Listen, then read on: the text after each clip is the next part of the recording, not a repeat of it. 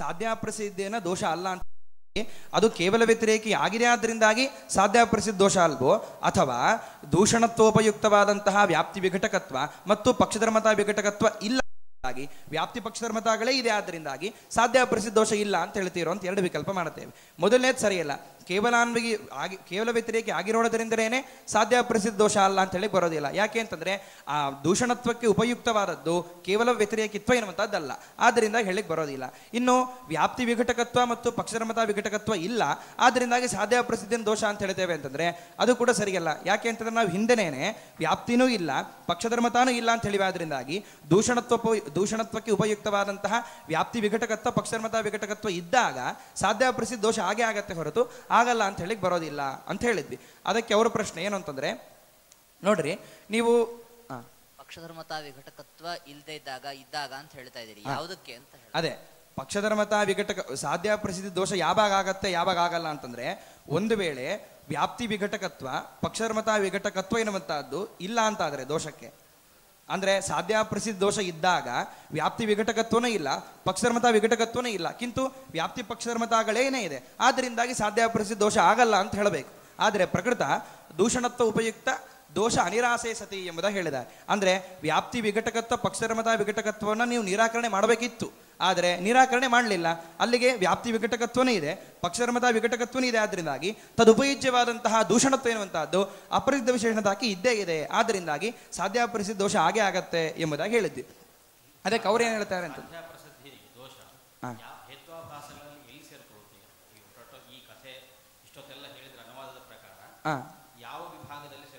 ಸಾಧ್ಯಾಪ್ರಸಿದ್ಧಿ ಹೌದಾ ಸರ್, ಅಸಿದ್ಧಿ ವ್ಯಾಪ್ಯತ್ವ ಸಿದ್ಧಿಯಲ್ಲಿ ಸೇರುತ್ತೆ. ಸಾಧ್ಯವ ಅಪ್ರಸಿದ್ಧ ಆದರೆ ವ್ಯಾಪ್ತಿ ಕೂಡಲ್ಲ, ಆದ್ದರಿಂದ ವ್ಯಾಪ್ತಿ ಭಾವ ರೂಪ ವ್ಯಾಪ್ಯತ್ವ ಸಿದ್ಧಿ ದೋಷ ಬರುತ್ತೆ. ಆದ್ದರಿಂದಾಗಿ ಈ ರೀತಿಯಾಗಿ ದೋಷ ಹೇಳಲಿಕ್ಕೆ ಬರುತ್ತೆ. ಇನ್ನು ಇದ್ರ ಮೇಲೆ ಪ್ರಶ್ನೆ ಏನು ಅಂತಂದ್ರೆ, ನೋಡ್ರಿ ನೀವು ಈ ರೀತಿಯಾಗಿ ಹೇಳೋದಾದ್ರೆ ಸರ್ವಾನುಮಾನ ಭಂಗ ಅಂತ ಹೇಳ್ತೇವೆ. ಯಾಕೆ ಅಂತಂದ್ರೆ ಇವಾಗ ಜೀವಚ್ಛರೀಜಾತಂ ಸಾತ್ಮಕಂ ಪ್ರಾಣಾಧಿಮತ್ವಾತ್ ಅನ್ನುವಲ್ಲೂ ಕೂಡ ವ್ಯಾಪ್ತಿ ಜ್ಞಾನ ಇಲ್ಲ ಅಂತ. ಯಾಕೆ ಅವ್ರ ಪ್ರಶ್ನೆ ಏನು ಅಂತಂದ್ರೆ, ವ್ಯಾಪ್ತಿ ವಿಘಟಕತ್ವ ಸರ್ವ ಕೇವಲ ವ್ಯತಿರೇಕ ಎನ್ನುವ ಅನಭಂಗ, ಅಲ್ಲಿ ವ್ಯಾಪ್ತಿ ವಿಘಟಕತ್ವ ಮತ್ತು ಪಕ್ಷಧರ್ಮತಾ ವಿಘಟಕತ್ವನೇ ಇದೆ ಅಂತ ಹೇಳಿದ್ರಿ, ಅದು ಸರಿಯಲ್ಲ. ಯಾಕೆ ಅಂತಂದ್ರೆ ನಮಗೆ ಸಾಧ್ಯಾಪ್ರಸಿದ್ಧ ದೋಷ ಪ್ರಕೃತಿ ಇಲ್ಲಿ ಹೇಳಿದ್ರು ಕೂಡ ನಾವು ವ್ಯಾಪ್ತಿಯನ್ನು ಕೂಡಿಸ್ತೇವೆ, ವ್ಯತಿರೇಕ ವ್ಯಾಪ್ತಿ ಇದೆ. ಹೇಗೆ ಅಂದ್ರೆ ವಿಮತಂ ಅನಿರ್ವಚನೀಯಂ ಬಾಧ್ಯತ್ವಾತ್ ಅಂತಂದಾಗ ಯತ್ರ ಯತ್ರ ಅನಿರ್ವಚನೀಯತ್ವಾಭಾವ ತತ್ರ ತತ್ರ ಬಾಧ್ಯತ್ವಾಭಾವ ಎಂಬುದಾಗಿ ವ್ಯತಿರೇಕ ವ್ಯಾಪ್ತಿಯನ್ನು ಹೇಳಿಕ್ಕೆ ಬರುತ್ತೆ. ಆದ್ದರಿಂದಾಗಿ ವ್ಯಾಪ್ತಿ ವಿಘಟಕತ್ವ ಇಲ್ಲ. ಏವಂಚ ವ್ಯಾಪ್ತಿ ವಿಘಟನೆ ಯಾವಾಗ ಆಗಲ್ವೋ ಆವಾಗ ಸಾಧ್ಯಾಪ್ರಸಿದ್ಧ ದೋಷ ಅಂತಲೇ ಆಗೋದಿಲ್ಲ. ಆದ್ದರಿಂದಾಗಿ ಪ್ರಕೃತ ನಮ್ಮ ಅನುಮಾನಕ್ಕೆ ದೋಷ ಹೇಳಿಕ್ಕೆ ಬರೋದಿಲ್ಲ ಅಂತ ಹೇಳಿದ್ರೆ ಅದು ಸರಿಯಲ್ಲ. ಉದಾಹರಣೆ ಯಾವುದು ಯಾವುದು ಹಾ ಅದೇ ಅದು ಕೂಡ ಇಲ್ಲ ಅಂತ ತೋರಿಸ್ತೇವೆ ಈಗ. ಹೇಳಿ ಬ್ರಹ್ಮ ಸರಸದ್ವೈಲಕ್ಷಣ್ಯ ಭಾವ ಮತ್ತು ಅವನಲ್ಲಿ. ಆದ್ದರಿಂದಾಗಿ ಈ ರೀತಿ ವ್ಯತಿರೇಕ ವ್ಯಾಪ್ತಿಯನ್ನು ಹೇಳ್ತೇವೆ ಅಂತಂದ್ರೆ ಅದಕ್ಕೆ ನಾವು ಹೇಳಿದ್ವಿ, ನೋಡ್ರಿ ವ್ಯತಿರೇಕ ವ್ಯಾಪ್ತಿಯನ್ನು ಹೇಳಬೇಕು ಅಂದ್ರೆ ಸಾಧ್ಯಾಭಾವದಲ್ಲಿ ಹೇತುಭಾವ ನಿರೂಪಿತವಾದಂತಹ ವ್ಯಾಪ್ತಿಯನ್ನು ಹೇಳಬೇಕು. ಅಲ್ಲಿ ಸಾಧ್ಯಾಭಾವದಲ್ಲಿ ವ್ಯಾಪ್ತಿಯನ್ನು ಹೇಳಬೇಕು ಅಂದ್ರೆ ಪ್ರತಿಯೋಗಿಯಾದಂತಹ ಸಾಧ್ಯದ ಜ್ಞಾನ ಬೇಕು. ಪ್ರತಿಯೋಗಿ ಜ್ಞಾನ ಇಲ್ಲದೇನೆ ವ್ಯತಿರೇಕ ವ್ಯಾಪ್ತಿಯನ್ನು ಹೇಳಿಕ್ಕೆ ಬರೋದಿಲ್ಲ. ಪ್ರಕೃತ ಪ್ರತಿಯೋಗಿಯಾದದ್ದು ಯಾವುದು ಅಂದರೆ ಸರಸದ್ವೈಲಕ್ಷಣ್ಯ, ಅದರ ಜ್ಞಾನ ಇಲ್ಲ, ಆದ್ದರಿಂದಾಗಿ ವ್ಯತಿರೇಕ ವ್ಯಾಪ್ತಿ ಜ್ಞಾನ ಆಗೋದಿಲ್ಲ. ಆದ್ದರಿಂದಾಗಿ ಇಲ್ಲಿ ವ್ಯತಿರೇಕ ವ್ಯಾಪ್ತಿ ಕೂಡ ಇದೆ ಅಂತ ಹೇಳಿಕ್ಕೆ ಬರೋದಿಲ್ಲ ಅಂತ ಹೇಳಿದ್ದೇವೆ. ಅದಕ್ಕೆ ಅವರಂತಾರೆ, ನೋಡ್ರಿ ಎಲ್ಲಿ ಕೇವಲ ವ್ಯತಿರೇಕ ಸ್ಥಳ ಇದೆಯೋ ಅಲ್ಲೆಲ್ಲಿಯೂ ಕೂಡ ಪ್ರತಿಯೋಗಿ ಜ್ಞಾನ ಇರೋದೇ ಇಲ್ಲ. ಪ್ರತಿಯೋಗಿ ಜ್ಞಾನ ಇಲ್ಲ ಅಂದಷ್ಟು ಮಾತ್ರಕ್ಕೆ ಅಲ್ಲಿ ವ್ಯತಿರೇಕ ವ್ಯಾಪ್ತಿಯನ್ನು ಹೇಳಲ್ಲ ಅಂತ ಹೇಳಿಕೊಂಡು ಎಲ್ಲಾ ಕೇವಲ ವ್ಯತಿರೇಕ ಅನುಮಾನವೂ ಕೂಡ ದುಷ್ಟ ಅಂತ ಆಗ್ಬೇಕಾಗತ್ತೆ. ಉದಾಹರಣೆಗೆ ಜೀವಚ್ಛರೀಜಾತಂ ಸಾತ್ಮಕಂ ಪ್ರಾಣಾಧಿಮತ್ವಾತ್ ಎಂಬುದಾಗಿ ಹೇಳ್ತೀರಿ. ಇಲ್ಲಿ ವ್ಯತಿರೇಕ ವ್ಯಾಪ್ತಿ ಇದೆ. ಹೇಗೆ ಸಾತ್ಮಕತ್ವ ಎತ್ತರಿತರ ಸಾತ್ಮಕತ್ವಾಭಾವ ತತ್ರ ಪ್ರಾಣಾಧಿಮತ್ವಾಭಾವ ಎಂಬುದಾಗಿ ಹೇಳಬೇಕು. ಇಲ್ಲೂ ಕೂಡ ಪ್ರತಿಯೋಗಿಯಾದಂತಹ ಸಾತ್ಮಕತ್ವದ ಜ್ಞಾನ ಇಲ್ಲ, ಆದ್ದರಿಂದಾಗಿ ವ್ಯತಿರೇಕ ವ್ಯಾಪ್ತಿ ಜ್ಞಾನ ಆಗೋದಿಲ್ಲ. ಆದ್ದರಿಂದಾಗಿ ಅಂದರೆ ಎಲ್ಲವೂ ಪಕ್ಷದಲ್ಲಿ ಸೇರಿದೆ, ಆದ್ದರಿಂದಾಗಿ ಸಾತ್ಮಕತ್ವದ ಜ್ಞಾನ ಇಲ್ಲ, ಪ್ರತಿಯೋಗಿ ಜ್ಞಾನ ಇಲ್ಲ, ಆದ್ದರಿಂದಾಗಿ ವ್ಯತಿರೇಕ ವ್ಯಾಪ್ತಿಯನ್ನು ಹೇಳಕ್ಕೆ ಬರೋದಿಲ್ಲ ಅಂತ ಅವ್ರಂದ್ರೆ ತಥಾಚ ಸರ್ವ ಕೇವಲ ವ್ಯತಿರೇಕ ಅನುಮಾನ ಭಂಗ. ಸಂಶಯಾತ್ಮಕ ಜ್ಞಾನದಿಂದ ವ್ಯತಿರೇಕ ವ್ಯಾಪ್ತಿ ಹೇಳ್ಬೋದಲ್ಲ, ನಿಶ್ಚಯಾತ್ಮಕ ಜ್ಞಾನ ಇಲ್ಲ. ಅಂದ್ರೆ ಸಾತ್ಮಕತ್ವ ಪ್ರಸಿದ್ಧಿ ಅಂದ್ರೆ ಸಂಶಯನೂ ಆಗ್ಬಹುದು, ಸಂಶಯ ಇದೆ ಅಂದ್ರೆ ಎಲ್ಲವೂ ಪಕ್ಷದಲ್ಲಿ ಸೇರಿದಾಗ ಸಂಶಯ ಆದ್ರೆ ಹೇಗೆ ಬರ್ಲಿಕ್ಕೆ ಸರ್? ಪಕ್ಷದಲ್ಲೇ ಸಂಶಯ ಇರುತ್ತಲ್ಲ, ಅದು ಅನುಮಾನಕ್ಕೆ ಇನ್ನೊಂದು ಉಪಯುಕ್ತನಾಗತ್ತಲ್ಲ ಸರ್. ಈಗ ಪ್ರಸಿದ್ಧಿ ಶಬ್ದಕ್ಕೆ ಏನರ್ಥ? ನಿಶ್ಚಯ ಅಂತ ಅರ್ಥನೋ ಸಂಶಯ ಅಂತ ಅರ್ಥನೋ ಅಥವಾ ಉಭಯ ಅನುಗತವಾದ ಪ್ರಸಿದ್ಧಿ ಜ್ಞಾನ ಸಾಮಾನ್ಯ ಸಂಶಯಾತ್ಮಕವಾಗಿದ್ದೀಯಲ್ಲ, ಅಲ್ಲ, ಅದು ಸಾತ್ಮಕತ್ವ ಅಪ್ರಸಿದ್ಧವಾಗಿದೆ, ಆದ್ದರಿಂದಾಗಿ ಅಪ್ರಸಿದ್ಧ ವಿಶೇಷಣ ಉಲ್ಲಖ್ಯಾರ ಸಂಶಯನೂ ಬರೋದಿಲ್ಲ. ಪ್ರಸಿದ್ಧ ಅಂದ್ರೆ ಪ್ರಸಿದ್ಧಿ ಇಲ್ಲ ಅಂತ. ಪ್ರಸಿದ್ಧಿ ಇಲ್ಲ ಅಂತ ಅರ್ಥ. ಪ್ರಸಿದ್ಧಿಯ ಶಬ್ದಕ್ಕೆ ಏನರ್ಥ? ಜ್ಞಾನ. ಸಾಮಾನ್ಯ ಅದು. ನಿಶ್ಚಯ ಸಂಶಯ ಸಾಮಾನ್ಯವಾಗಿ. ಸಾಮಾನ್ಯ ಸಂಶಯ ಅನ್ನೋದು ಉಂಟಲ್ಲ ಸಾತ್ಮಕತ್ವ. ಅಲ್ಲ, ಚಲ ಸಾಮಾನ್ಯ ಇಲ್ಲದ ವಿಶೇಷ ಆಗಿ ಬರುತ್ತೆ. ಸಾಮಾನ್ಯ ಇಲ್ಲ ಆದ್ರಿಂದ ಪಕ್ಷತಾ ಬರೋದಿಲ್ಲ ಅನ್ನೋದು ನಿರೂಪಣೆ ಮಾಡಬೇಕಾದ್ರೆ ಅವನು ಉತ್ತರ ಹೇಳಿದಾನೆ ಇದಕ್ಕೆ. ಅಲ್ಲಿ ಕೋಟಿ ಉಪಸ್ಥಿತಿ ಮೊದಲು ಬಂದ್ರೆ ಅನಂತರದಲ್ಲಿ ಸಂಶಯ ಬರಬಹುದು. ಕೋಟಿ ಉಪಸ್ಥಿತಿನೇ ಸಾಧ್ಯ ಇಲ್ಲ ಅಂತ ಅಪ್ರಸಿದ್ಧವಾಗಿದೆ, ಆದ್ರಿಂದ ಸಂಶಯವೂ ಬರೋದಿಲ್ಲ. ಆದ್ರಿಂದಾಗಿ ಅಲ್ಲಿ ಹೇಳಿದಾನೆ.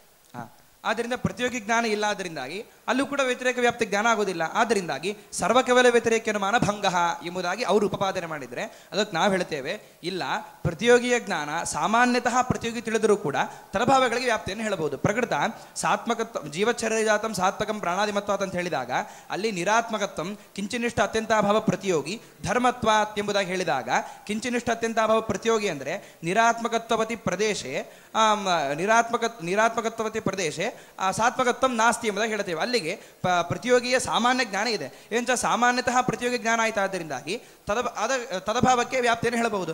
ಆದ್ದರಿಂದಾಗಿ ಸಾಮಾನ್ಯತಃ ಪ್ರತಿಯೋಗಿ ಜ್ಞಾನ ಇದ್ದರೆ ಸಾಕು, ವ್ಯತಿರೇಕ ವ್ಯಾಪ್ತಿಯನ್ನು ಹೇಳುತ್ತೇವೆ. ಆದ್ದರಿಂದ ಜೀವಚ್ಛರೀರಜಾತಂ ಸಾತ್ಮಕತ್ವಂ ಪ್ರಾಣಾದಿಮತ್ವಾತ್ ಎಂಬುದಾಗಿ ಹೇಳಿದಾಗ ಅಲ್ಲಿ ಸಾಮಾನ್ಯತಃ ಸಾತ್ಮಕತ್ವ ರೂಪ ಪ್ರತಿಯೋಗಿ ಜ್ಞಾನ ಇದೆ, ಆದ್ದರಿಂದಾಗಿ ಹೇಳಬಹುದು. ಆದರೆ ಪ್ರಕೃತ ನೀನು ಹೇಳಿದಂತ ನಿಯಮಕ್ಕೆ ಅಭಿಧೇಯತ್ವ ಪ್ರಮೇಯತ್ವಾದಿಗಳಲ್ಲಿ ದೋಷ ಬರುತ್ತಲ್ಲ, ಅದು ಧರ್ಮನೇ. ಕಿಂಚಿನಿಷ್ಠ ಅತ್ಯಂತ ಪ್ರತಿಯೋಗಿತ್ವ ಅದೇ ನೆಕ್ಸ್ಟ್ ಅದೇ ಬರುತ್ತೆ ಮುಂದೆ.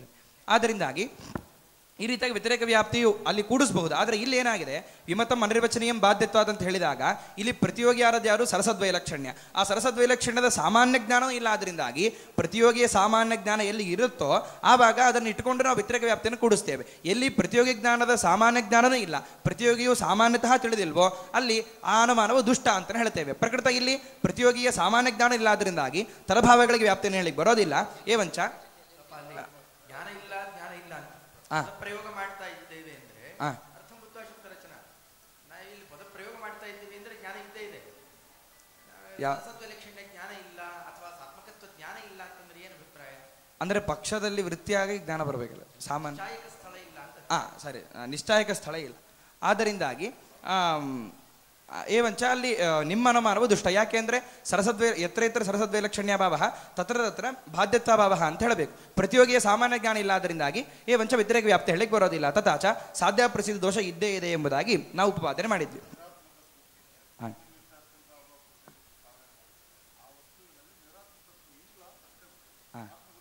ನಿರಾತ್ಮಕತ್ವ ಇಲ್ಲ ಅಂತಂದ್ರೆ ಸಾತ್ಮಕತ್ವ ಬರುತ್ತೆ. ಅಂದ್ರೆ ಏನು ವಿಧಿ ನಿಷೇಧಯೋ ಅನ್ಯತರ ನಿಷೇಧೆ ಅನ್ಯತರ ವಿಧಿ ಪ್ರಾಪ್ತತ್ವ. ಎರಡರಲ್ಲಿ ಒಂದು ನಿಷೇಧ ಮಾಡಿದ್ರೆ ಒಂದು ಪ್ರಾಪ್ತವಾಗುತ್ತೆ. ನಿರಾತ್ಮಕತ್ವ ಸಾತ್ಮಕತ್ವಗಳು ಭಿನ್ನ ಭಿನ್ನ. ಏವಂಚ ಇಲ್ಲಿ ಪರಸ್ಪರ ವಿರುದ್ಧವಾದ ಧರ್ಮಗಳು. ಏವಂಚ ನಿರಾತ್ಮಕತ್ವ ಇಲ್ಲ ಅಂದರೆ ಅಲ್ಲಿ ಸಾತ್ಮಕತ್ವ ಇದೆ ಅಂತ ಅರ್ಥ. ಆದ್ದರಿಂದಾಗಿ ಪ್ರತಿಯೋಗಿಗೆ ಸಾಮಾನ್ಯ ಜ್ಞಾನ ಇದೆ. ಆದ್ದರಿಂದಾಗಿ ನಿಮ್ಮ ಅನುಮಾನ ದುಷ್ಟ ಅಂತಂದ್ರೆ ಅದಕ್ಕೆ ನಾವು ಹೇಳ್ತೇವೆ ಇಲ್ಲ. ಆದ್ದರಿಂದ ಒಟ್ಟಾರೆ ಈ ಕೇವಲ ವ್ಯತಿರೇಕ ಸದ್ವೈಲಕ್ಷಣ್ಯ ಅಸದ್ವೈಲಕ್ಷಣ್ಯ ಪ್ರತ್ಯೇಕವಾಗಿ ಪ್ರಸಿದ್ಧ ಆಗಿದೆಯಲ್ಲ, ಸಾಕಲ್ಲ. ಅಂದ್ರೆ ಅದೇ ಸರ್, ಈಗ ಬರುತ್ತೆ ಸಾಮಾನ್ಯತಃ ಜ್ಞಾನ ಇದೆ ಅಂತ. ಅದಕ್ಕಿಂತಲೂ ಮುಂಚೆ ಒಂದು ಸಣ್ಣ ಪ್ರಶ್ನೆ ಮಾಡ್ತಾ ಇದ್ದಾರೆ. ಏನು ಅಂತಂದ್ರೆ ನೋಡ್ರಿ, ಈ ನಮ್ಮ ಸ್ಥಳದಲ್ಲಿ ಎತ್ತರ ಸರಸದ್ವೈಲಕ್ಷಣ್ಯಾಭಾವ ತತ್ರ ಬಾಧ್ಯತ್ವಾಭಾವ ಅನ್ನುವಂಥ ಏನು ಅನುಮಾನ ಇದೆ. ಈ ಸ್ಥಳದಲ್ಲಿ ಪ್ರತಿಯೋಗಿ ಜ್ಞಾನ ಅಪೇಕ್ಷೆ ಇಲ್ಲದೇನೆ ನಾವು ವ್ಯತಿರೇಕ ವ್ಯಾಪ್ತಿಯನ್ನು ಕೂಡಿಸ್ತೇವೆ. ಯಾಕೆ ಅಂತಂದ್ರೆ ಸಾಧ್ಯವು ಎರಡು ವಿಧವಾಗಿದೆ. ಒಂದು ಭಾವರೂಪವಾದಂತಹ ಸಾಧ್ಯ, ಮತ್ತೊಂದು ಅಭಾವರೂಪವಾದಂತಹ ಸಾಧ್ಯ. ಭಾವರೂಪವಾದಂತಹ ಸಾಧ್ಯ ಸ್ಥಳದಲ್ಲೇನೆ ಸಾಧ್ಯಾಭಾವಕ್ಕೆ ವ್ಯಾಪ್ತಿಯನ್ನು ಹೇಳುವಾಗ, ಸಾಧ್ಯಭಾವದಲ್ಲಿ ಹೇತುಭಾವ ನಿರೂಪಿತವಾದಂತಹ ವ್ಯಾಪ್ತಿಯನ್ನು ಹೇಳುವಾಗ ಪ್ರತಿಯೋಗಿ ಜ್ಞಾನ ಅಪೇಕ್ಷೆ ಬರುತ್ತೆ.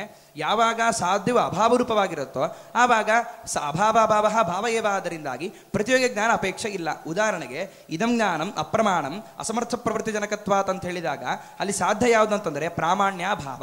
ಸಾಧ್ಯಭಾವ ಪ್ರಾಮಾಣ್ಯ ಭಾವಾಭಾವ, ಪ್ರಾಮಾಣ್ಯಾಭಾವಾಭಾವ ಪ್ರಾಮಾಣ್ಯ ರೂಪ ಏವ.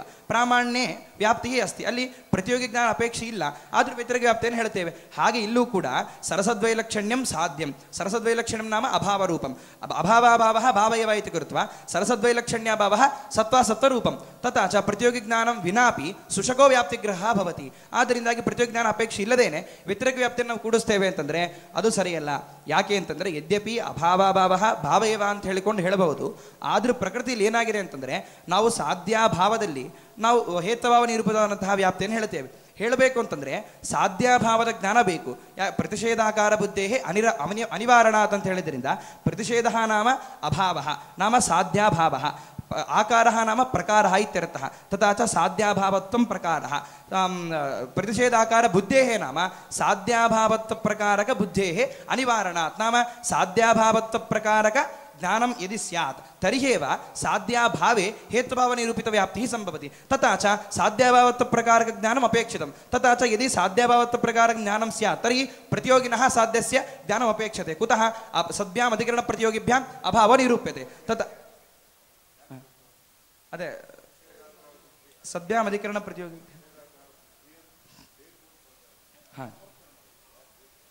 ಅದೇ ಯಾಕೆಂದ್ರೆ ಸಾಧ್ಯಾಭಾವದಲ್ಲಿ ಹೇತುಭಾವ ನಿರೂಪಿತವಾದಂತಹ ವ್ಯಾಪ್ತಿಯನ್ನು ಹೇಳಬೇಕು.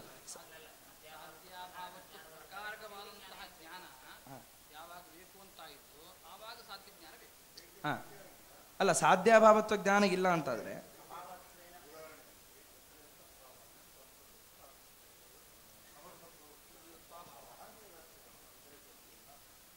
ಅಂದ್ರೆ ಸಾಧ್ಯಾಭಾವದ ಜ್ಞಾನ ಇಲ್ಲದೇನೆ ಹೇತುಭಾವ ನಿರೂಪಿತವಾದಂತಹ ವ್ಯಾಪ್ತಿಯನ್ನ ಸಾಧ್ಯಾಭಾವದಲ್ಲಿ ಹೇಳಿಕ್ ಬರೋದಿಲ್ಲ. ಸಾಧ್ಯಾಭಾವದಲ್ಲಿ ಹೇಳಿಕ್ ಬರೋದಿಲ್ಲ.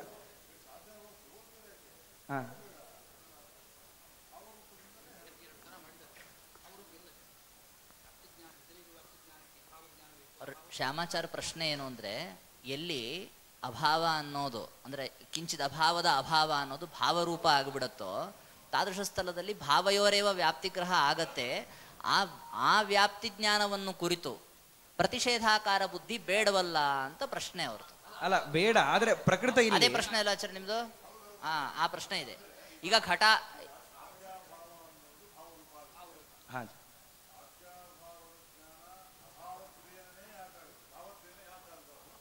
ಅಂದ್ರೆ ಸಾಧ್ಯಾಭಾವದ ಜ್ಞಾನ ಭಾವತ್ವನೂ ಆಗತ್ತೆ ಅಭಾವತ್ವೇನೂ ಆಗತ್ತೆ. ಆದ್ರೆ ಅಲ್ಲಪ್ಪ, ಈಗ ಒಂದ್ ಸುಮ್ಮನೆ ಇಟ್ಕೊಳ್ಳೋಣ ದೃಷ್ಟಾಂತಕ್ಕೆ, ಘಟಾಭಾವ ಭಾವ ಅದು ಘಟ ರೂಪ.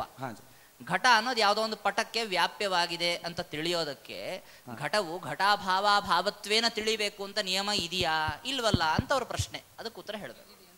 ಆದ್ರೆ ಇದೇ ಪ್ರಶ್ನೆ ಅಲ್ಲ ಆಚಾರ್ಯ ನಿಮ್ದು?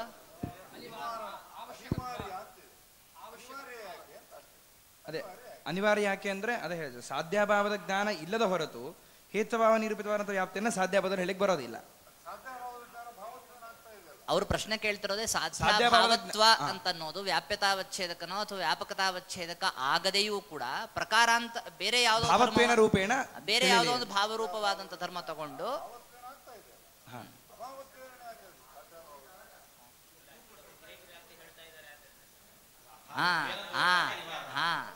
ವ್ಯತಿರೇಕ ವ್ಯಾಪ್ತಿ ಎಲ್ಲಿ ಉಪಯೋಗ ಆಗಬೇಕು?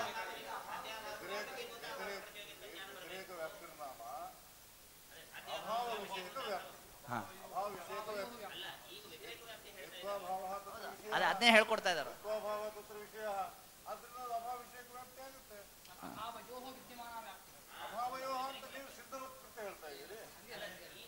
ಅಲ್ಲಲ್ಲ, ಅದು ವ್ಯತಿರೇಕ ವ್ಯಾಪ್ತಿ ಅವನಿಗೆ ಬೇಕಾಗಿರೋದು. ಆಚಾರ್ಯ ಅಲ್ಲ, ಅವನಿಗೆ ಬೇಕಾಗಿರೋದು ವ್ಯತಿರೇಕ ವ್ಯಾಪ್ತಿ ಅನ್ನೋದು ಎಲ್ಲಿ ಉಪಯೋಗ ಆಗತ್ತೆ ಅಂದ್ರೆ ಪುನಃ ಅನ್ವಯ ವ್ಯಾಪ್ತಿ ಜ್ಞಾನದಲ್ಲಿ ಪರ್ಯವಸಿತ ಆಗಬೇಕು. ಯಾವಾಗ ಪ್ರತಿಷೇಧಾಕಾರೇಣ ನಿಮಗೆ ವ್ಯಾಪ್ತಿ ಗ್ರಹಣ ಆಗಲ್ಲ ವ್ಯತಿರೇಕ ವ್ಯಾಪ್ತಿ ಜ್ಞಾನ, ಆವಾಗ ಅದು ಅನ್ವಯ ವ್ಯಾಪ್ತಿ ಜ್ಞಾನದಲ್ಲಿ ಅನುಪಯುಕ್ತವಾಗತ್ತೆ. ತದರ್ಥಂ ಪ್ರತಿಷೇಧಾಕಾರ ಬುದ್ಧೇರ ಅನಿವಾರಣ.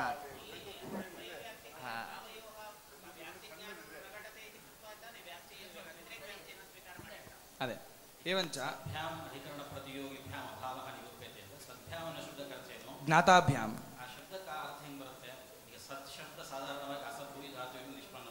ಹಾಂ ಸರ್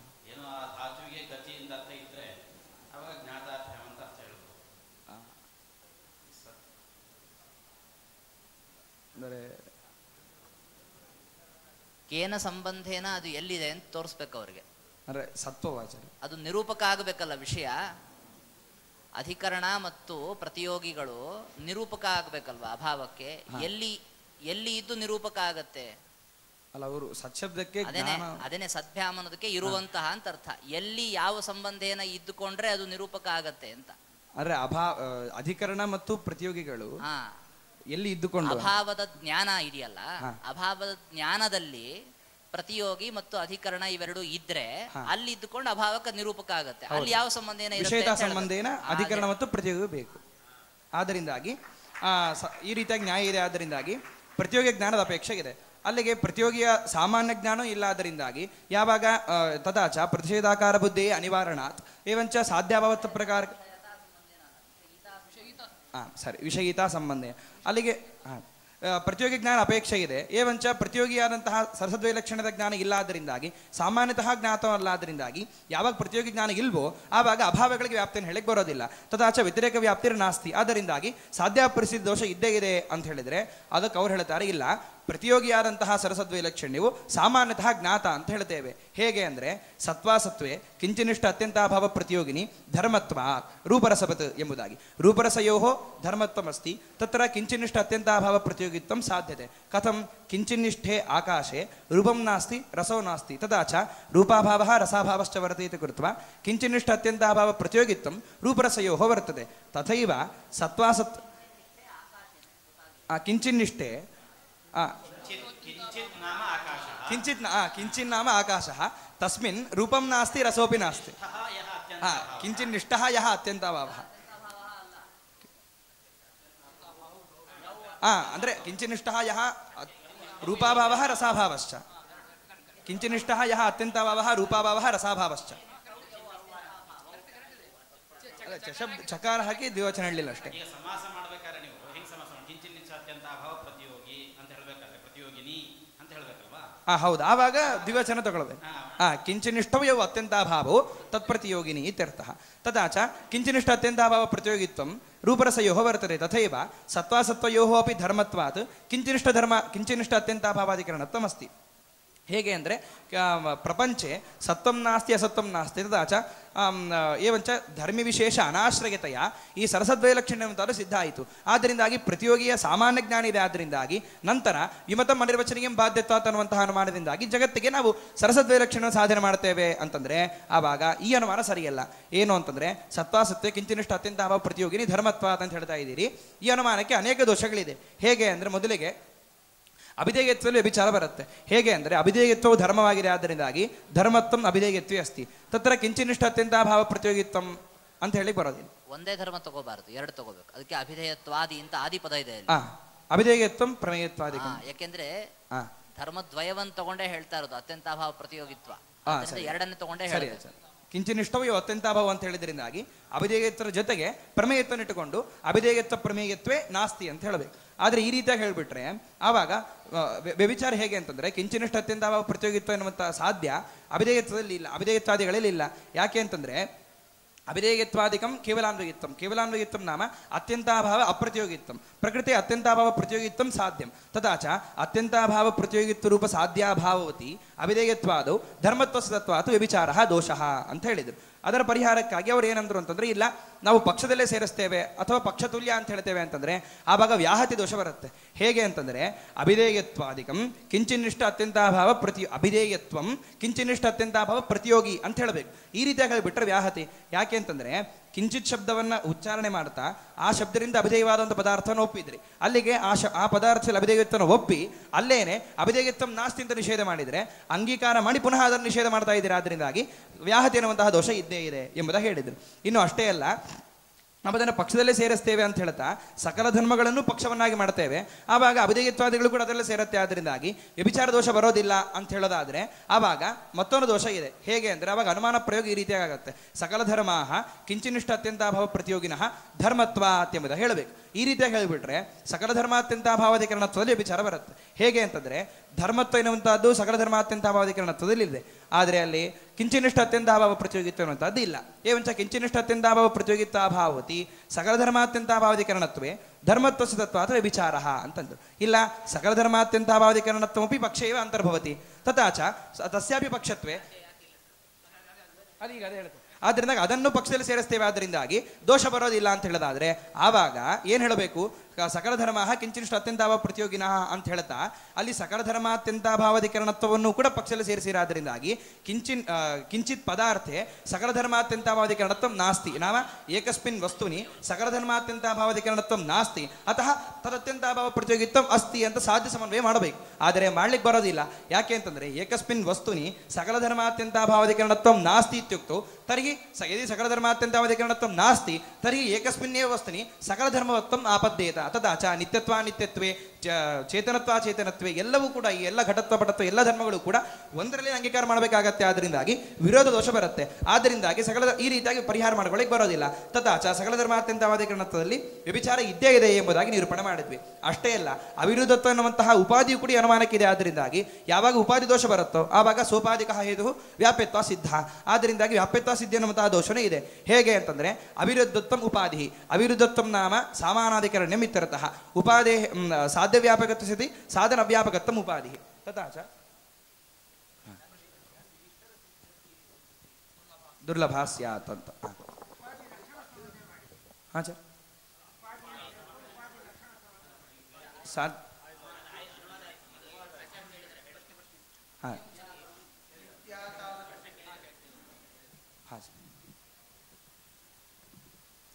ಚಿತ್ಯಂಕುರಾದಿಕಂ ಸಕರ್ತೃಕಂ ಕಾರ್ಯತ್ವಾತ್ ಯಥಾಘಟಃ ಎಂಬುದಾಗಿ ಈ ಅನುಮಾನದಿಂದಾಗಿ ನಾವು ಈಶ್ವರನನ್ನ ಸಾಧನೆ ಮಾಡುತ್ತೇವೆ.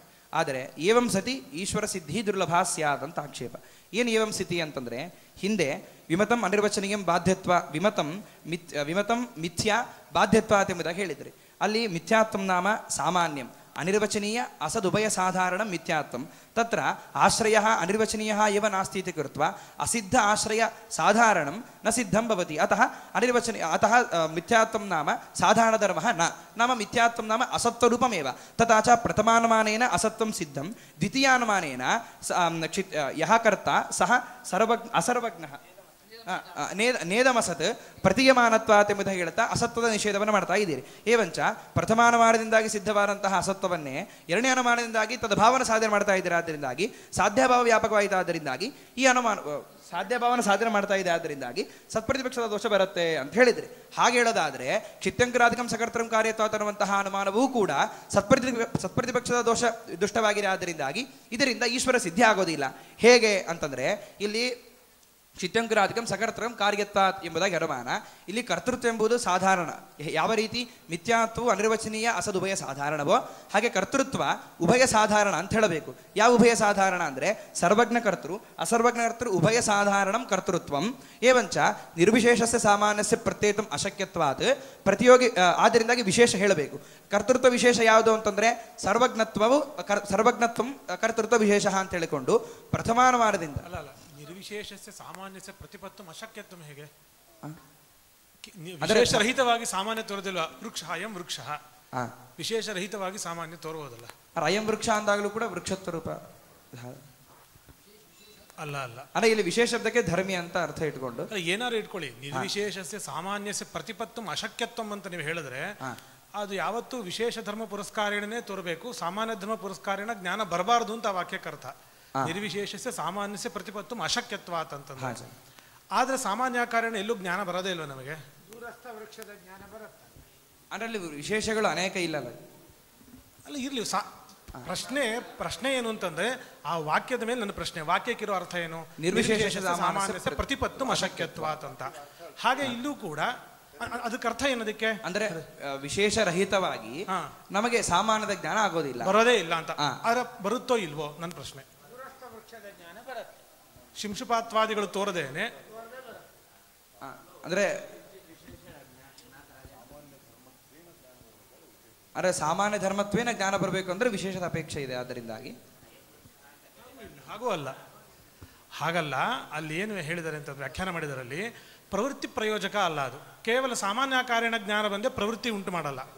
ಕೇವಲ ಅಲ್ವಾ ಅಸದ್ವೈಲಕ್ಷಣ್ಯ ಸಿದ್ಧ ಆಗದೇ ಇದ್ರೆ ಅವಾಗ ಪ್ರವೃತ್ತಿ ಆಗಲ್ಲ, ಅರ್ಥಕ್ರಿಯಾಕಾರಿತ್ವ ಸಿದ್ಧ ಆಗೋದಿಲ್ಲ ಅಲ್ವಾ. ಅಸದ್ವೈಲಕ್ಷಣ್ಯನೂ ಗೊತ್ತಾಗಬೇಕು. ಕೇವಲ ಇದು ಸಾಮಾನ್ಯಾಕಾರ, ಅದು ಕೇವಲ ಸದ್ವೈಲಕ್ಷಣ್ಯ.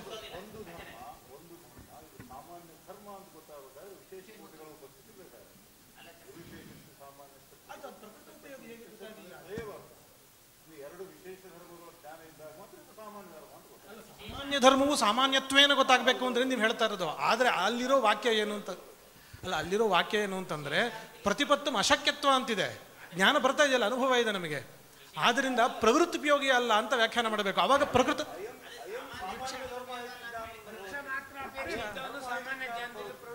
ಅಲ್ಲ, ನೀವು ಏನೇ ಅರ್ಥ ಹೇಳಿದ್ರು ಪ್ರಕೃತ ಉಪಯೋಗ ತೋರಿಸ್ಬೇಕು ಅದಕ್ಕೆ. ಅಲ್ಲಿ ಆಗುತ್ತೆ ಅಯಂ ಧರ್ಮ ಇತಿ ಜ್ಞಾನಂ ಅವಶ್ಯಂ ಭವತಿ, ಅಯಂ ಸಾಮಾನ್ಯ ಧರ್ಮ ಇತಿ ಜ್ಞಾನಂ ನ ಭವತಿ.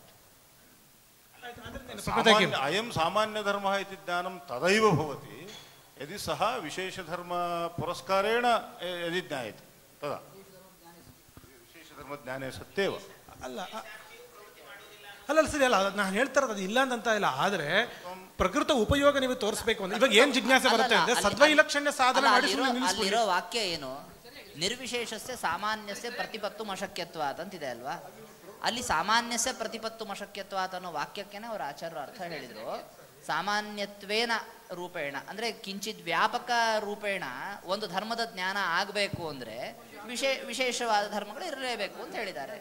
ಆಯ್ತಲ್ಲ, ಆಯ್ತು. ಅದನ್ನ ಆ ಅರ್ಥ ಹೇಳಕ್ ಆಗಲ್ಲ ಅಂತಲ್ಲ. ಪ್ರಕೃತ ಉಪಯೋಗ ಆ ಸಂದರ್ಭಕ್ಕೆ ಪ್ರಕರಣ ಉಪಯೋಗಿಯಾಗಿ ಅರ್ಥ ಹೇಗಾಗುತ್ತೆ ಕೂಡ ಧರ್ಮ ಅಂತ ಅನ್ನೋದು ಅದು ವ್ಯಾಪಕ ರೂಪೇಣ ಉಪಸ್ಥಿತಿ ಆಗ್ಲಿಕ್ಕೆ ಸಾಧ್ಯ ಇಲ್ಲ ಅಂತ ಅವರ ಅಭಿಪ್ರಾಯ ಅಷ್ಟೇ. ಯಾವ ಧರ್ಮ? ಪ್ರಕೃತದಲ್ಲಿ ನಿಮ್ಗೆ ಯಾವ ಧರ್ಮ ಬೇಕೋ ಆ ಧರ್ಮದ ಸಾಮಾನ್ಯ ರೂಪೇಣ ಮಿಥ್ಯಾತ್ವ ರೂಪ ಸಾಮಾನ್ಯ, ಅಸತ್ತು ಮತ್ತೆ ಅನಿರ್ವಚನೀಯ ಸಾಧಾರಣವಾಗಿರುವಂತಹ ಅದಿಲ್ಲ ಅಂತ ಹೇಳ್ತಾರೆ. ಅಲ್ಲಿ ಪ್ರಸಂಗ ಏನಿರೋದು ಅಂದ್ರೆ ಸದ್ವೈಲಕ್ಷಣ್ಯವನ್ನ ಪ್ರಥಮಾನುಮಾನದಿಂದ ಸಾಧನೆ ಮಾಡಿದ ಮೇಲೆ ಅಸದ್ವೈಲಕ್ಷಣ್ಯ ಸಾಧನೆ ಮಾಡ್ಲಿಕ್ಕೆ ಮತ್ತೆ ಯಾಕೆ ಪ್ರವೃತ್ತಿ, ಇನ್ನೊಂದು ಅನುಮಾನದಲ್ಲಿ ಪ್ರವೃತ್ತಿ ಯಾಕೆ? ಅವಾಗ ಏನ್ ಹೇಳ್ಬೇಕು ಅಂತಂದ್ರೆ ಸದ್ವೈಲಕ್ಷಣ್ಯ ಅಂತ ಅನ್ನೋದು ಅಸತ್ತಿನಲ್ಲೂ ಇದೆ, ಅನಿರ್ವಚನೀಯ ಉಭಯ ಸಾಧಾರಣ ಆಗಿದೆ. ತಾವತ ಪ್ರವೃತ್ತಿ ಆಗಲ್ಲ, ಕೇವಲ ಸದ್ವೈಲಕ್ಷಣ್ಯ ಸಿದ್ಧಿ ಆಯ್ತು ಅಂದ್ರೆ ಪ್ರವೃತ್ತಿ ಮಾಡಲ್ಲ ಅದು. ಅವಾಗ ಏನಾಗುತ್ತೆ ನಿಮಗೆ ಅಸದ್ವೈಲಕ್ಷಣ್ಯ ಅನ್ನೋದು ಗೊತ್ತಾಯ್ತು ಅಂದ್ರೆ ಇದು ಅರ್ಥಕ್ರಿಯಾಕಾರಿನ ಸಿದ್ಧ ಆಯ್ತು, ಪ್ರವೃತ್ತಿ ಮಾಡ್ತಾನೆ. ಹೆಚ್ಚು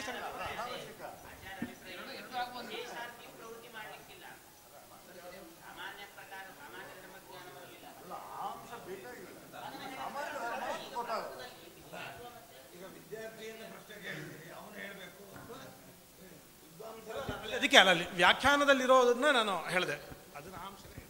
ಏವಂಚ ನಿರ್ವಿಶೇಷ ಸಾಮಾನ್ಯಸ್ಯ ಪ್ರತಿಪತ್ತು ಅಶಕ್ಯತ್ವಾತ್ ಅಂತ ಹೇಳಿದ್ರಿಂದ ಕರ್ತೃತ್ವ ಎಂಬುದು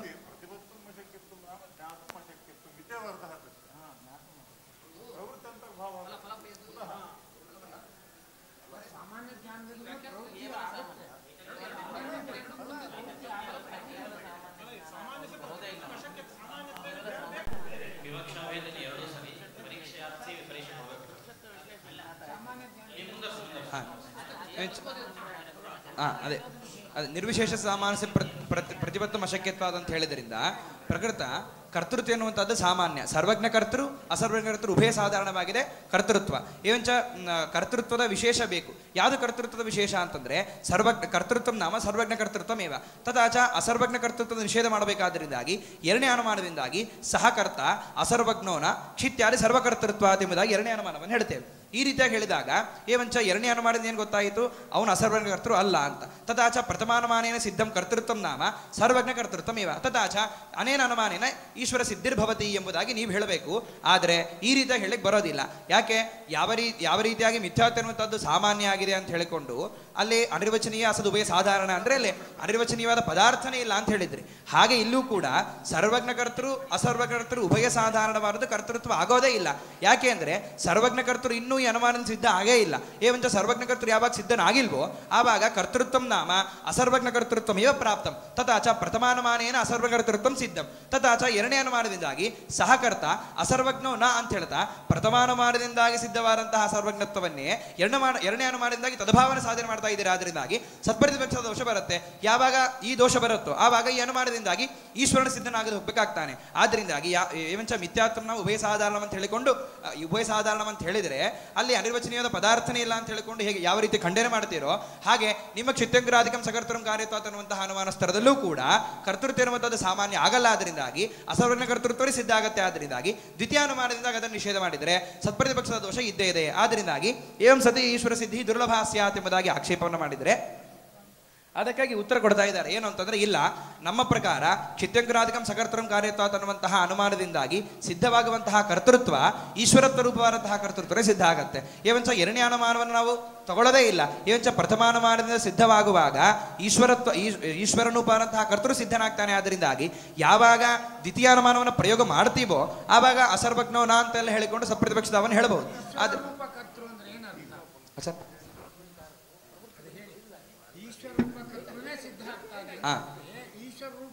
ಅರೆ ಈಶ್ವರತ್ವ ನಾಮ ಕಿಮ್ಮನ್ ಈಶ್ವರತ್ವ ಅಘಟಿತ ಘಟನಾ ಶಕ್ತಿಮತ್ವ ಅದೇ ಈಗ ನೆಕ್ಸ್ಟ್ ಬರುತ್ತೆ ಆಚಾರ ಅದು. ಆದ್ದರಿಂದಾಗಿ ಅಲ್ಲ, ಈ ಅನುಮಾನದಿಂದಾಗಿ ಈಶ್ವರತ್ವ ರೂಪದಂತಹ ಕರ್ತೃತ್ವ ಸಿದ್ಧ ಆದರೂ ಕೂಡ ಸರ್ವಜ್ಞತ್ವ ವಿಶಿಷ್ಟನಾದಂತಹ ಕರ್ತೃ ಸಿದ್ಧ ಆಗೋದಿಲ್ಲ. ಆದ್ದರಿಂದ ಈ ಸರ್ವಜ್ಞ ಕರ್ತೃತ್ವ ಸಿದ್ಧ ಆಗಬೇಕಂದ್ರೆ ಎರಡನೇ ಅನುಮಾನ ಹೇಳಬೇಕಲ್ವೇ ಅಂತಂದ್ರೆ ಇಲ್ಲ, ಸರ್ವಜ್ಞತ್ವ ರೂಪವಾದಂತಹ ಕರ್ತೃತ್ವನು ಈ ಅನುಮಾನದಿಂದಲೇ ಸಿದ್ಧ ಆಗುತ್ತೆ. ಯಾಕೆ ಅಂತಂದ್ರೆ ಸಕರ್ತೃತ್ವ ನಾಮ ಸ ಉಪಾದಾನ ಗೋಚರ ಅಪರೋಕ್ಷ ಜ್ಞಾನ ಚಿಕೀರ್ಷಾ ಕೃತಿಮಜ್ಜನ್ಯತ್ವಂ ತಥಾಚ ಅಲ್ಲಿಗೆ ಅಪರೋಕ್ಷ ಜ್ಞಾನವೂ ಸೇರಿಕೊಂಡಿದೆ. ಆದ್ದರಿಂದಾಗಿ ಅವನು ಸಕಲ ಉಪಾದಾನ ವಿಷಯ ಅಪರೋಕ್ಷ ಜ್ಞಾನ ಇದೆ ಅಂತಂದ್ರೆ ಅವನು ಸರ್ವಜ್ಞ ಅಂತ ಆಯ್ತು. ಆಗ್ಲಿಲ್ಲ, ಸಕಲ ಉಪಾದಾನಗಳ ಜ್ಞಾನ ಇದೆ, ಉಪಾದಾನಗಳ ಜ್ಞಾನ ಇತ್ತು, ಉಪಾದೇಯವಾದಂತಹ ಪದಾರ್ಥ ಜ್ಞಾನ ಬಂದೇ ಬರುತ್ತೆ. ಒಟ್ಟು ಈ ಅನುಮಾನದಿಂದ ಸಿದ್ಧ ಆಗ್ಲಿಲ್ಲ. ನೀವು ಹೇಳ್ತಾ ಇರೋದು ಈ ಅನುಮಾನದಿಂದ ಸಿದ್ಧ ಆಗುವಾಗ್ಲೇನೆ ಸರ್ವಜ್ಞತ್ವನೇ ಸಿದ್ಧ ಆಗ್ಬಿಡ್ತಾನೆ ಅಂತ ಹೇಳ್ತಾ ಇರೋದಾದ್ರಿಂದ ಇನ್ನೊಂದು ಅನುಮಾನ ಮಾಡಿರ್ಬೇಕಂದ್ರೆ ನೀವು ಪ್ರತಿಜ್ಞೆ ಮಾಡಿರೋದೇನು, ಈ ಅನುಮಾನದಿಂದಲೇನೆ ಸಾರ್ವಜ್ಞ ವಿಶಿಷ್ಟನಾಗೆ ಸಿದ್ಧ ಆಗ್ತಾನೆ. ಯಾಕೆ ಸಿದ್ಧ ಆಗುವ ಕರ್ತೃತ್ವದಲ್ಲಿ ಅದು ಸಿದ್ಧ ಆಯ್ತು ಅಂತ ನೀವು ಹೇಳ್ತಾ ಇರೋದು. ಹೇಗೆ ಅಂದ್ರೆ ಕರ್ತೃತ್ವ ನಾಮ ಉಪಾದಾನ ವಿಷಯಕ್ಕೆ ಸಾಕ್ಷಾತ್ಕಾರ ಇರಬೇಕು ಅಂತ ಆಯ್ತು. ಸಕಲ ಕರ್ತೃ ಆಗಿರೋದ್ರಿಂದ ಸಕಲ ಪದಾರ್ಥಗಳ ಉಪಾದಾನ ಏನಿದೆ ಅದೆಲ್ಲದರ ಅಪರೋಕ್ಷ ಇದೆ ಅಂತ ಆಯ್ತು. ಸರ್ವಜ್ಞ ಅಂತ ಅಂದ್ರೆ ಉಪಾದಾನ ಅತಿರಿಕ್ತ ಪದಾರ್ಥಗಳು ಗೊತ್ತಿರಬೇಕಾಗತ್ತೆ. ಅಂದ್ರೆ ಎಲ್ಲ ಪದಾರ್ಥಗಳ ಉಪಾದಾನ ಗೊತ್ತಿತ್ತು ಅಂತಾದ್ರೆ ಉಪಾದೇಯವಾದಂತಹ ಪದಾರ್ಥಗಳ ಜ್ಞಾನ ಗೊತ್ತಿರಬೇಕು ಅಂತ ಅನುಮಾನ ಮಾಡ್ತಾ ಇರೋದು. ಹಾಗಾದ್ರೆ ಇನ್ನೊಂದು ವಿದ್ವಾಂಸರಲ್ಲಿ ಪ್ರಾರ್ಥನೆ, ಇನ್ನೂ ಅನೇಕ ವಿದ್ಯಾರ್ಥಿಗಳ ಅನುವಾದ ಮತ್ತು ಪರೀಕ್ಷಾ ಕಾರ್ಯಕ್ರಮ ಇದೆ. ಆದ್ದರಿಂದ ಇದು ದೊಡ್ಡ ಗ್ರಂಥವಾದ್ದರಿಂದ ಅಲ್ಲಲ್ಲಿ ಪರೀಕ್ಷೆ ಮಾಡಬೇಕು ಎಂದು ಸ್ವಾಮಿಗಳು ಸೂಚನೆ ಮಾಡ್ತಾ ಇದ್ದಾರೆ. ಸಮಯ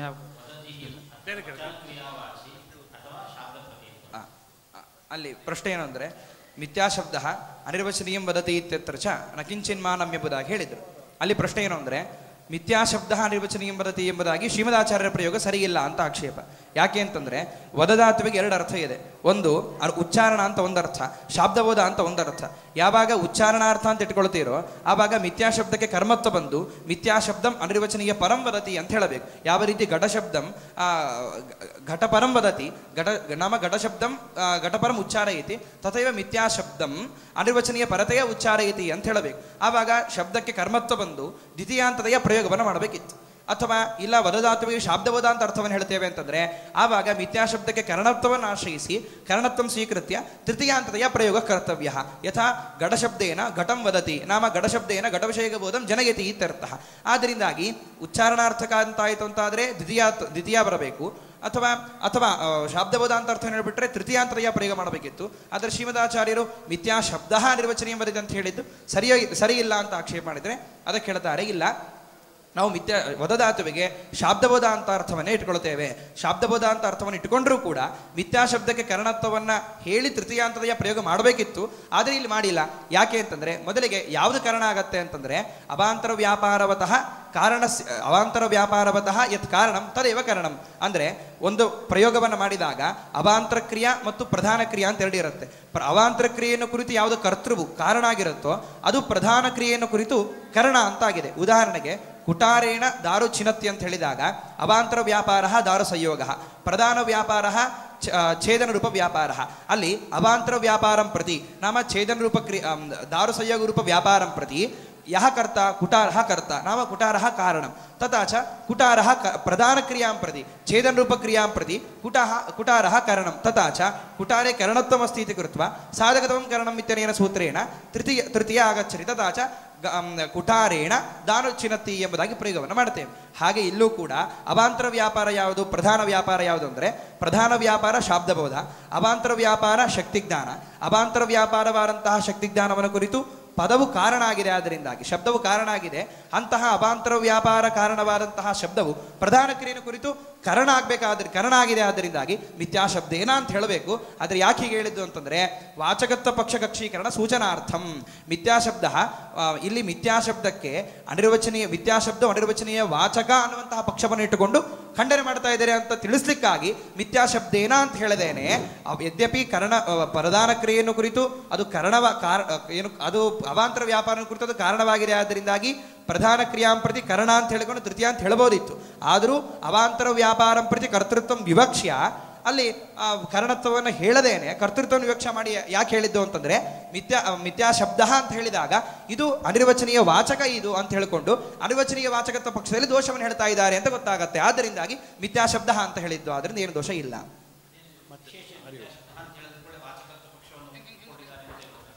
ಹೆಂಗೆ ಗೊತ್ತಾಗತ್ತೆ? ಉದಾಹರಣೆಗೆ ಘಟಶಬ್ದ ಘಟಂ ವದತಿ ಅಂತ ಹೇಳ್ತೇವೆ.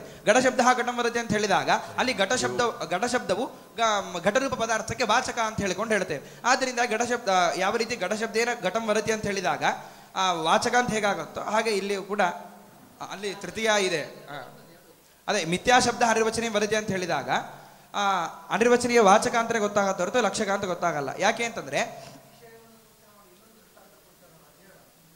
ಗಂಗಾ ಶಬ್ದೇನ ತೀರಂ ಬರಲ್ಲ.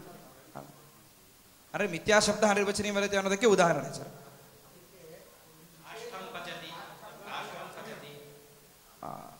ಅಂದ್ರೆ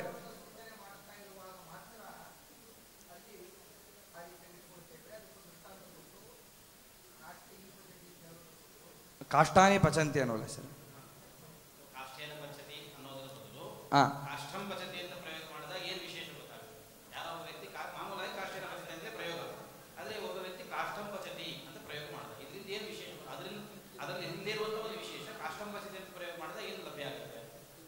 ವಿಕ್ರಿ ಅಂದ್ರೆ ಯಾವ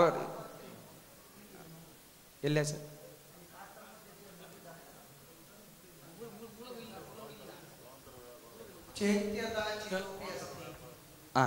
ಅಂದ್ರೆ ಚೇತತ್ವಂ ನಾಮ ಜ್ಞಾನ ವಿಷಯತ್ವಂ.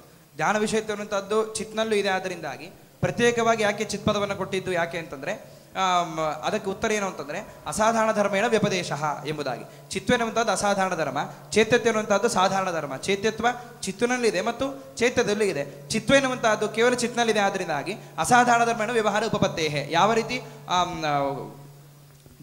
ಇದು ಸಂತಾನ ಬೀಜಂ ಕುರುಪಾಂಡವಾನಂ ಅಂತ ಹೇಳಿದಾಗ ಅಲ್ಲಿ ಪಾಂಡವತ್ವ ಎನ್ನುವಂಥದ್ದು ಹೇಗೆ ಸಾಧಾರಣ ಧರ್ಮವೋ ಆದ್ರೆ ಅಸಾಧಾರಣ ಧರ್ಮವೋ ಅಲ್ಲಿ ಹೇಗೆ ಅಸಾಧಾರಣ ಧರ್ಮೇಣ ವ್ಯಪದೇಶವು ಕೂಡುತ್ತೋ ಹಾಗೆ ಇಲ್ಲೂ ಕೂಡ ಚಿತ್ವ ಎನ್ನುವಂಥದ್ದು ಅಸಾಧಾರಣ ಧರ್ಮ ಆಗಿದೆ. ಆದ್ದರಿಂದಾಗಿ ಚಿತ್ವರೂಪ ಅಸಾಧಾರಣ ಧರ್ಮೇಣ ಸಹ ವ್ಯವಹಾರ ಉಪಪತ್ತೇಹೆ. ಅಸತ್ಯಂ ಅಪ್ರತಿಷ್ಠಂತೆ ಜಗದಾಹುರಣೀಶ್ವರಂ ಶ್ಲೋಕ ಹೇಳಿ ಅದರ ಅರ್ಥ ನಿರೂಪಣೆ ಮಾಡುವ. ಸರಿ.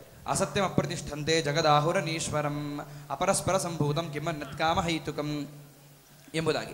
ಈ ಶ್ಲೋಕದ ಅರ್ಥ ಏನು ಅಂತಂದ್ರೆ ಅಸತ್ಯಂ ಅಂದ್ರೆ ಇಡೀ ಪ್ರಪಂಚವೂ ಕೂಡ ಈ ಪ್ರಪಂಚ ಏನಿದೆ ಅಸತ್ಯವಾಗಿದೆ.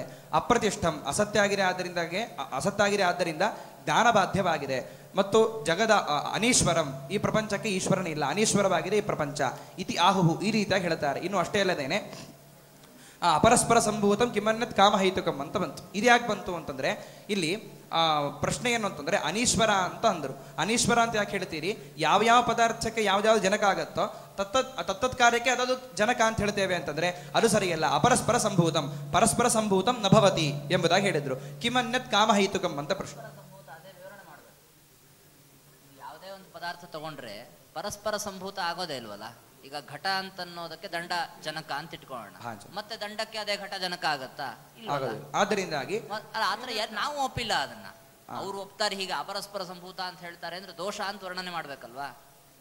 ಪರಸ್ಪರ ಸಂಭೂತ ಯಾವುದು ಆಗೇ ಇಲ್ಲ ಲೋಕದಲ್ಲಿ. ಪರಸ್ಪರ ಸಂಭೂತ ಯಾವ್ದು ಆಗೇ ಇಲ್ಲ, ಅದರಿಂದಾಗಿ ಅಪರಸ್ಪರ ಸಂಭೂತ ಅಂತ ಹೇಗೆ ಒಪ್ತಾರೆ ಅಂತ. ದೋಷ ಅಂತ ಹೇಗೆ ಹೇಳ್ತೀವಿ? ನಾವು ಒಪ್ಪಬೇಕಾದ್ದೇ ಅಲ್ವಾ? ಏನು ಅಪರಸ್ಪರ ಸಂಭೂತ ಅನ್ನೋದಕ್ಕೆ ಏನು ಅರ್ಥ ಮಾಡಿದ್ದಾರೆ? ಅದೇ ಅಪರಸ್ಪರ ಸಂಭೂತ ಅಂದ್ರೆ ಪರಸ್ಪರ ಸಂಭೂತಂ ನಭವತಿ ಅಂತ ಅರ್ಥ. ಪರಸ್ಪರ ಶಬ್ದಕ್ಕೆ ಏನರ್ಥ? ಕಿಮನ್ಯತ್ ಕಾಮಹೈತುಕಂ ಅಂತಂದು.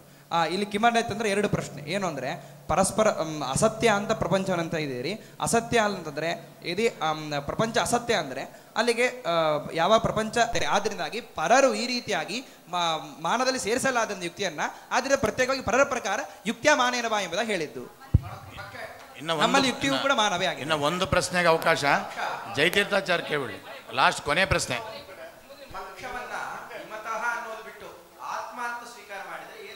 ಸಿದ್ಧ ಸಾಧನದ ದೋಷ.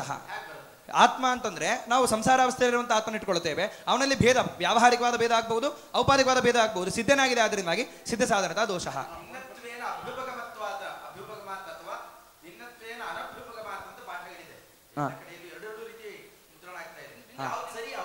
ಭಿನ್ನತ್ವೇನ ಅಭ್ಯುಪಗಮಾತ್. ಭಿನ್ನತ್ವೇನ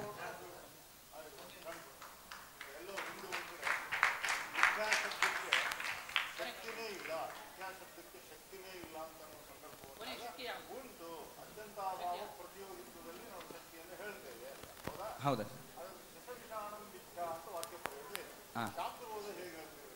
ಶಶವಿಷಾಣಂ ಮಿಥ್ಯಾ ಇತ್ಯುಕ್ತೌ.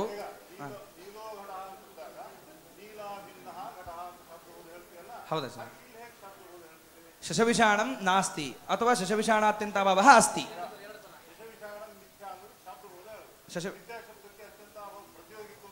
ಹಾಂ ಸರ್. ಹಾಂ, ಶಶವಿಷಾಣಂ ಮಿಥ್ಯಾ ಅಂದರೆ ಶ್ರೀ ಗುರುಭ್ಯೋ ನಮಃ. ಪರಮ ಪೂಜ್ಯರಾದಂತಹ ಶ್ರೀಪಾದಂಗಳವರ ಚರಣ ಪದ್ಮಗಳಲ್ಲಿ ಸಾಷ್ಟಾಂಗ ಪ್ರಣಾಮಪೂರ್ವಕವಾಗಿ ಈ ಪರೀಕ್ಷೆಯಲ್ಲಿ ನಮಗಾದಂತಹ ಸಂತೋಷವನ್ನು ಹಂಚಿಕೊಳ್ಳೋದಕ್ಕೆ 2 ಮಾತುಗಳನ್ನು ಹೇಳ್ತೇನೆ. ಸುಮಾರು 1.5 ಗಂಟೆ ಕಾಲದಷ್ಟು ನಿರಂತರವಾಗಿ ಪ್ರಶ್ನೋತ್ತರ ಪರಂಪರಾ ರೂಪವಾಗಿ ಪರೀಕ್ಷೆ ಬಹಳ ರಮ್ಯವಾಗಿ ನಡೆದಿದೆ. ವಿದ್ಯಾರ್ಥಿ ವಾದಿರಾಜ ಹಿಂದೆ ಗತ ವರ್ಷದಲ್ಲಿಯೂ ಕೂಡ ಪರೀಕ್ಷೆಗಳನ್ನು ತುಂಬ ಚೆನ್ನಾಗೇ ಕೊಟ್ಟಿದ್ದಾನೆ. ಈ ವರ್ಷದಲ್ಲಿಯೂ ಕೂಡ ತತ್ವೋದ್ಯೋತ ಬಹಳ ಕಠಿಣವಾದ ಗ್ರಂಥ. ಪ್ರಕರಣ ಗ್ರಂಥಗಳಲ್ಲಿಯೇ ಬಹಳ ಕಠಿಣವಾದದ್ದು. ಒಂದು ಅನೇಕ ಅನುಮಾನ ಪ್ರಯೋಗಗಳು, ಶ್ರುತ್ಯರ್ಥಗಳು, ಸ್ಮೃತ್ಯರ್ಥಗಳು ಮತ್ತು ಮತಮತಾಂತರೀಯ ಪ್ರಕ್ರಿಯೆಗಳಿಂದ ಜಟಿಲವಾದಂಥ ಗಹನವಾದಂಥ ಅನೇಕ ವಿಚಾರಗಳಿಂದ ಕಠಿಣವಾದಂತಹ ಈ ಗ್ರಂಥ ಇದನ್ನು ಬಹಳ ಸ್ವಲಲಿತವಾಗಿ ಅವನು ಪರೀಕ್ಷೆ ಕೊಟ್ಟಿದ್ದಾನೆ. ಯಾಕಂದರೆ ಮೊದಲು ಅನುವಾದ ಮಾಡಿದ್ದು ಕೂಡ ಬಹಳ ಸೌಷ್ಠವೋಪೇತವಾಗಿ ಅನುವಾದವನ್ನು ಮಾಡಿದ್ದಾನೆ. ಮತ್ತು ಪರೀಕ್ಷೆಯಲ್ಲೂ ಕೂಡ ವಿದ್ವಾಂಸರು ಒಂದಾದ್ಮೇಲೆ ಒಂದು ಸಾಕಷ್ಟು ವಿಸ್ತೃತವಾದಂತಹ ಉತ್ತರ ಸಾಪೇಕ್ಷವಾದಂತಹ ಪ್ರಶ್ನೆಗಳನ್ನು ಕೇಳಿದ್ದಾರೆ, ಸಂಕ್ಷೇಪವಾಗಿಯೂ ಕೇಳಿದ್ದಾರೆ. 2 ವಿಧವಾದಂತಹ ಪ್ರಶ್ನೆಗಳಿಗೂ ಕೂಡ ಬಹಳ ಸೂಕ್ತವಾಗಿ ಸಮಂಜಸವಾಗಿ ಉತ್ತರವನ್ನು ಕೊಟ್ಟಿದ್ದಾನೆ. ಅಷ್ಟೇ ಅಲ್ಲದೆ ಝಟಿತಿ ಪ್ರಶ್ನೆಯನ್ನು ಕೇಳಿದ ಕೂಡಲೇ ನಾನು ಗಮನಿಸಿದ್ದು ಅಂದರೆ ತತ್ವೋದ್ಯೋತದಲ್ಲಿ ಅಲ್ಲೆಲ್ಲೇ ಒಂದೇ ಕಡೆ ಕೇಳಿಲ್ಲ, ಅನೇಕ ಕಡೆಗೆ ಎಲ್ಲೆಲ್ಲಿ ಹರಡಿದಂಥ ವಿಚಾರಗಳನ್ನು ಸಾಕಷ್ಟು ಜನ ವಿದ್ವಾಂಸರು ಪ್ರಶ್ನೆಯನ್ನು ಕೇಳಿದಾಗಲೂ ಕೂಡ ಆ ಪ್ರಶ್ನೆ ಎಲ್ಲಿದೆ, ಆ ಪ್ರಶ್ನೆಯ ಹಾರ್ದೇನು ಅಂತಂಬೋದನ್ನು ತತ್ಕ್ಷಣ ಅದನ್ನು ಗಮನಿಸಿಕೊಂಡು ಸಂಗತಿಪೂರ್ವಕವಾಗಿ ಸುಸಂಗತವಾಗಿ ಉತ್ತರವನ್ನು ಕೂಡ ಬಹಳ ಒಂದು ಆಂಗ್ಲ ಶಬ್ದವನ್ನು ಬಳಸಬಾರ್ದು, ಬಹಳ ಶಾರ್ಪಾಗಿ ಅಂತಂದು ಉತ್ತರವನ್ನು ಕೊಟ್ಟಿದ್ದಾನೆ. ಇದು ಬಹಳ ಅಪರೂಪದ ಸಂಗತಿ. ನಾನು ಈ ವಿಚಾರ ಇಷ್ಟು ಮಾಡಬೇಕಾದ್ರೆ ಬಹಳ ಪರಿಶ್ರಮ ಅವನು ಪಟ್ಟಿರ್ತಾನೆ ಅಂತ ಮೊದಲು ಸಂದೇಹವಿಲ್ಲ. ಅದ್ರ ಹಿಂದೆ ಅವನಿಗೆ ಪಾಠ ಹೇಳಿದವರು ಯಾರು, ಚಿಂತನೆ ಮಾಡಿಸಿದವರು ಯಾರು? ಅಲ್ಲ, ಸ್ವಾಮಿಗಳೇ ಅಪ್ಪಣೆ ಮಾಡ್ತಾ ಇದ್ದಾರಲ್ಲ. ನಮ್ಮ ಕನಕಾಚಲಾಚಾರ್ಯರು,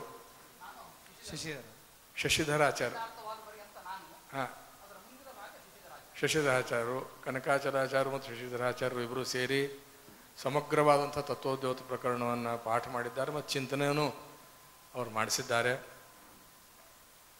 ಪಾಠದಲ್ಲಿ ಬಹಳ ಸೌಷ್ಠವಿದೆ ಮತ್ತು ಸ್ಪಷ್ಟತೆ ಇದೆ ಮತ್ತು ಚಿಂತನೆಯಲ್ಲಿಯೂ ಕೂಡ ಬಹಳ ತಯಾರಿಪೂರ್ವಕ ಇದೆ ಅಂತಂಬುದನ್ನು ವಾದರಾಜನೆಂಬ ವಿದ್ಯಾರ್ಥಿ ಕೊಟ್ಟಂಥ ಪರೀಕ್ಷೆಯಿಂದ ನಾನು ಸ್ಪಷ್ಟವಾಗಿ, ಅಂದರೆ ಅವ್ಯಭಿಚರಿತವಾದ ಅನುಮಾನವನ್ನು ನಾನು ಮಾಡ್ಕೋಬೋದು. ಮತ್ತು ಇದಕ್ಕೇನು ವ್ಯಭಿಚಾರ ಇಲ್ಲ.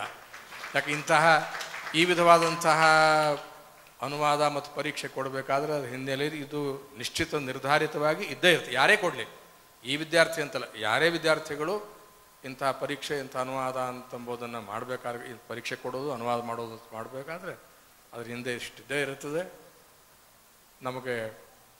ನನಗೆ ಅಂತಲ್ಲ, ವಿಶೇಷವಾಗಿ ಮುಖ್ಯ ನಾನು ಶ್ರೀಪಾದಂಗಳವರ ಮುಖವನ್ನು ನೋಡ್ತಾ ಇದ್ದೆ. ಪ್ರಸನ್ನರಾಗಿ ಬಹಳ ಸಂತೋಷದಿಂದ ಈ ಪರೀಕ್ಷೆ ಮತ್ತು ಅನುವಾದವನ್ನು ಅವ್ರು ಕೇಳ್ತಾ ಇದ್ದೆ ನೋಡಿ ನಮಗೂ ಬಹಳ ಸಂತೋಷವಾಗಿದೆ.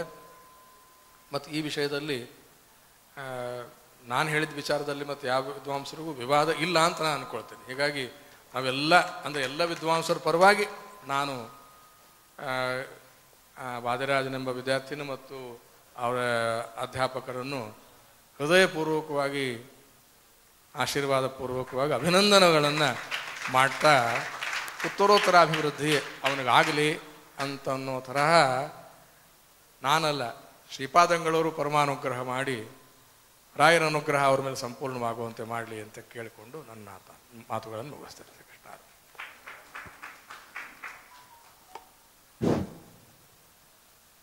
ಶ್ರೀ ರಾಯರ ಮಠ ವಿದ್ಯಾಮಠ ಅಂತ ಪ್ರಸಿದ್ಧ. ಅದು ಆ ವಿದ್ಯಾಮಠತ್ವ ಎನ್ನುವುದು ನಮ್ಮ ಗುರುಗಳು ಸ್ವಾಮಿಗಳು ಅದಕ್ಕೆ ಆಧಿಪತ್ಯವನ್ನು ಪಡೆದ ಮೇಲೆ ದಿವಸ ದಿವಸ ಹೆಚ್ಚೆಚ್ಚು ಆ ವಿದ್ಯಾಮಠತ್ವ ಅನ್ನೋದು ಅಭಿವ್ಯಕ್ತವಾಗಿ ಆವಿರ್ಭೂತವಾಗ್ತಾ ಇದೆ. ಅದಕ್ಕೆ ಇವತ್ತಿನ ಮಧುರಾಜ ಅವನ ಒಂದು ಪರೀಕ್ಷೆ ಒಂದು ದೊಡ್ಡ ಉದಾಹರಣೆ. ಯಾಕಂದರೆ ಈ ಪರೀಕ್ಷೆ ಮಾಡಬೇಕಾದ್ರೆ ನಮಗೆ ಬಹುಶಃ ನಾವು ಒಬ್ಬ ವಿದ್ಯಾರ್ಥಿಯನ್ನು ಪರೀಕ್ಷೆ ಮಾಡ್ತಾ ಇದ್ದೀವಿ ಅಂತ ನಮಗನಿಸ್ಲಿಲ್ಲ, ಒಬ್ಬ ವಿದ್ವಾಂಸನನ್ನೇ ಪರೀಕ್ಷೆ ಮಾಡ್ತಾ ಇದ್ದೀವಿ ಅಂತ ಅನಿಸ್ತಾ ಇತ್ತು.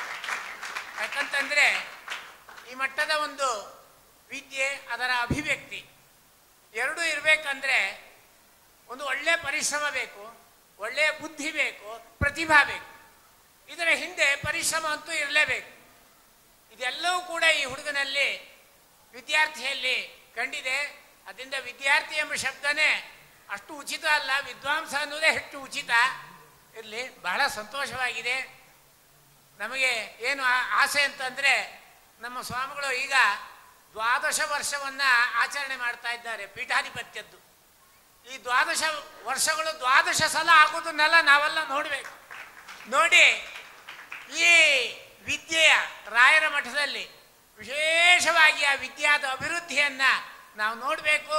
ಅದರಿಂದ ನಮಗೂ ಆಗ್ತಕ್ಕಂಥ ಲಾಭ, ವಿದ್ಯಾಭಿವೃದ್ಧಿ ಸಿಗಬೇಕು ಅಂತ ರಾಘವೇಂದ್ರ ಗುರುವಂತರ್ಗತ ಮಧ್ವಾಂತರ್ಗತ ವೇದವ್ಯಾಸಾಭಿನ್ನ ಗೋಪಾಲಕೃಷ್ಣನಲ್ಲಿ ಪ್ರಾರ್ಥನೆ ಮಾಡಿ ಈ ಮಾತನ್ನು.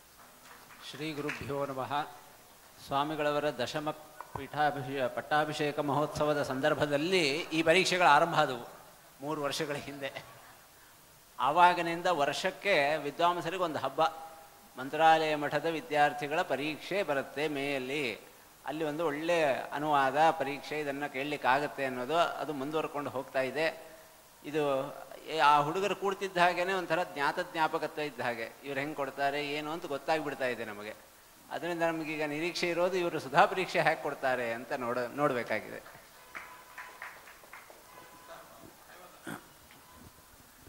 ಈ ಅನುವಾದ ಮಾಡಿದಂತಹ ವಿದ್ಯಾರ್ಥಿ ತತ್ವೋದ್ಯೋತ ಅಲ್ಲ, ಅನುವಾದದ ಬಗ್ಗೆ ಏನು 2 ಮಾತು ಹೇಳುವಂಗೆ ಇಲ್ಲ. ಆಚಾರ್ಯರು ಹೇಳಿದಂತೆ ಅವನು ಅನುವಾದ ಮಾಡ್ತಾ ಇದ್ದಾನೆ. ವಿದ್ವಾಂಸರಿಗೆ ಬೇಬೇಕ್ ಪ್ರಶ್ನೆ ಕೇಳಬೇಕು ಅಂತ ಮೇಲಿಂದ ಮೇಲೆ ಪ್ರಶ್ನೆಗಳ ಬಾಣೆಗಳನ್ನು ಒಗೆದಿದ್ದೀವಿ. ಅವನು ಎಲ್ಲ ಬಾಣಗಳನ್ನು ಕೂಡ ನುಂಗ್ ಹಾಕಿಬಿಟ್ಟ ಅವನು ಒಂದೇ ಸರಿಗೆ ಅವನು. ಆದ್ದರಿಂದ ಅವನಿಗೆ ವಿಶೇಷವಾದ ಅಭಿನಂದನೆಗಳು. ಆದರೆ ಈ ಸಂದರ್ಭದಲ್ಲಿ ನಾನು ಹೇಳುವಂಥದ್ದು, ಆಚಾರ್ಯರು ದೊಡ್ಡಾಚಾರ್ಯವರು ಹೇಳಿದಂತೆಯೇ ಈ ವಿದ್ಯಾರ್ಥಿಗಳನ್ನು ತಯಾರು ಮಾಡೋದಕ್ಕೆ ಹಿಂದೆ ಇರುವಂಥವರು ಅಧ್ಯಾಪಕರ ಒಂದು ದೊಡ್ಡ ಸಮೂಹ, ಪಡೆ. ಆದ್ದರಿಂದ ಪರಮಪೂಜ್ಯ ಶ್ರೀಪಾದಂಗಳವರು ವಿಶೇಷವಾಗಿ ಒಬ್ಬೊಬ್ಬ ಅಧ್ಯಾಪಕರಿಗೂ ಕೂಡ ವಿಶೇಷವಾಗಿ ಪ್ರೋತ್ಸಾಹವನ್ನು ಕೊಟ್ಟು ಅವರಿಂದ ಮತ್ತಷ್ಟು ವಿದ್ಯಾರ್ಥಿಗಳು ಈ ರೀತಿಯಾಗಿ ಪರೀಕ್ಷೆಯನ್ನು ಕೊಡೋದಕ್ಕೆ ಮೊದಲನೇ ಪ್ರೋತ್ಸಾಹ ವಿದ್ಯಾರ್ಥಿಗಳಿಗಿಂತ ಅಧ್ಯಾಪಕರುಗಳಿಗೆ ವಿಶೇಷವಾಗಿ ಸ್ವಾಮಿಗಳವರು ಪ್ರೋತ್ಸಾಹ ಕೊಟ್ಟು ಇಷ್ಟು ಅಂತ ಅವರಿಗೆ ನಿಯಮಿತ ಮಾಡಿಬಿಟ್ರೆ ಅಷ್ಟಷ್ಟು ಜನ ವಿದ್ಯಾರ್ಥಿಗಳನ್ನ ಪ್ರತಿ ಸರಿ ಪರೀಕ್ಷೆ ಕೊಡಿಸ್ತಾರೆ. ಕೊಟ್ಟರೆ ಎಲ್ಲ ವಿದ್ವಾಂಸರಿಗೂ ಕೂಡ ತುಂಬ ಆನಂದವಾಗತ್ತೆ. ರಾಯರು ಅನುಗ್ರಹ ಮಾಡಲಿ ಅಂತ ಪ್ರಾರ್ಥನೆ ಮಾಡ್ತಾ ಇದ್ದೇನೆ. ಇದುವರೆಗೂ ವಾದಿರಾಜರ್ ಒಂದೇ ಸೆಂಟೆನ್ಸಲ್ಲಿ ಹೇಳ್ತೀನಿ. ವಾದಿರಾಜನಿಗೆ ಕನಕಾಚಾರ್ಯಾಚಾರ ಮೂಲಕ ಕನಕದ ಕವಚವನ್ನು ತೊಡಿಸಿ, ಶಶಿಧರಾಚಾರ ಮೂಲಕ ತಲೆಯ ಮೇಲೆ ಪೂರ್ಣಚಂದ್ರನನ್ನು ಅಲಂಕಾರ ಮಾಡಿಸಿ ಇಂದ್ರರಂತೆ ಶೋಭಿಸ್ತಾ ಇದ್ದಾರೆ ಸುಬುಧೇಂದ್ರ ತೀರ್ಥರು ಅಂತ ಈ ಸಾರಾಂಶ. ವಿದ್ವಾಂಸರು ಚಿರಂಜೀವಿ ವಾದಿರಾಜನ ಬಗ್ಗೆ ತುಂಬ ಆಶೀರ್ವಾದಪೂರ್ವಕವಾದ ಅಭಿಮಾನದ ಮಾತುಗಳನ್ನು ಆಡಿದ್ದಾರೆ. ಅವರಿಗೆಲ್ಲರಿಗೂ ಧನ್ಯವಾದಗಳು. ಚಿರಂಜೀವಿ ವಾದಿರಾಜ ತತ್ವೋದ್ಯೋತ ಪರೀಕ್ಷೆಯಲ್ಲಿ 95% ಅಂಕಗಳನ್ನು ಪಡೆದು ಎಲ್ಲರ ಆಶೀರ್ವಾದಕ್ಕೆ ಪಾತ್ರನಾಗಿದ್ದಾನೆ. ಮುಂದಿನ ವಿದ್ಯಾರ್ಥಿ ಹಯವದನ ಕಟ್ಟಿ ಅಂತ, ಮೂಲತಃ ಹುನಗುಂದದ ವಿದ್ಯಾರ್ಥಿ, ಶ್ರೀಮಠದ ಶಿಷ್ಯ ಮನೆತನಕ್ಕೆ ಸೇರಿದವನು.